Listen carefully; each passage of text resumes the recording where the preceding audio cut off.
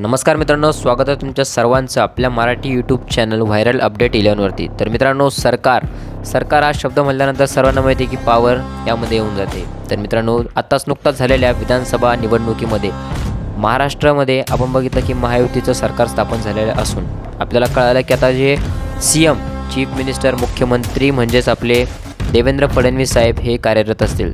सोबतच त्यांच्यानंतर आता उपमुख्यमंत्रीचे आपले एकनाथ शिंदे साहेब व अजितदादा पवार हे असतील। आता आपण बघितलं की कशाप्रकारे एकनाथ शिंदे साहेबांनी आपलं महाराष्ट्राचं ॲज अ CM म्हणून काम कार्यरत त्यांचं पार पाडलं। त्यानंतर आता जो थर्ड पडाव आहे तो असेल आता CM म्हणजेच देवेंद्र फडणवीस यांच्या हाती। आपण यामध्ये बघणार आहोत की मित्रांनो कशाप्रकारे आता महाराष्ट्र हा चालवला जाईल।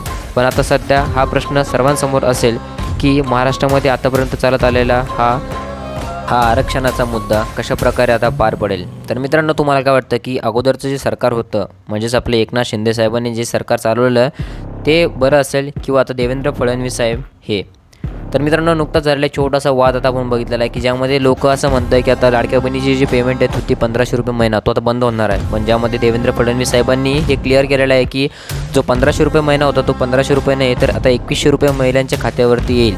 पण त्यासाठी फक्त काही अटी असेल ते तुम्हाला मान्य करावं लागेल असं त्यांनी क्लिअर करून दिलेलं आहे। तर जो अगोदर सर्वांमध्ये मिथ पसरलेला होता की आता जे 1500 रुपये महिना बंद होणार तर असं काही नाही असं त्यांनी सांगितलं। आणि हा निर्णय एकनाथ शिंदे साहेब, अजितदादा पवार आणि मुख्यमंत्री देवेंद्र फडणवीस यांनी घेतलेला आहे। तर मित्रांनो, तुम्हाला काय वाटतं की यानंतर सरकारने सांगितलेलं किती त्यांनी निर्णय घेतलेले हे बरोबर असतील व चुकीचे हे नक्की सांगायचं। आणि व्हिडिओ आवडल्यास व्हिडिओला लाईक, शेअर आणि सबस्क्राईब नक्कीच करायचं। आणि अशाच व्हिडिओसाठी माझ्या चॅनलला सबस्क्राईबसुद्धा करायचं म्हणजे तुम्हाला मी परत अशी व्हिडिओ घेऊन येईल।